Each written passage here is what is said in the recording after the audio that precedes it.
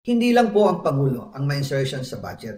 Pati po si Congressman Sandro Marcos, meron din pong pinapasok taon-taon. Noong 2023, may 9.636 billion pesos. Noong 2024, 20.174 billion pesos. At nitong 2025, 21.127 billion pesos. Lahat-lahat, ang kabuuan ay 50.938 billion pesos. At bawat taon po, sa tuwing dumarating ang BICAM budget process, lagi po may utos si Congressman Sandro na ipasok ang mga proyekto niya. Nalaman ko na lang sa mga contractor na galit siya sa akin nung pinag-uusapan na ang 2025 GAA budget. Ang sabi daw niya, ipatatanggal ako at magpa-file ng maraming kaso laban sa akin. Kasi kulang ng 8 billion pesos yung insertion na gusto niyang ipasok. Ang dahilan daw, may mga contractor na nakapag-advance na sa kanya at dahil hindi na ipasok ang buong halaga, kailangan daw niyang magsauli sa mga yon.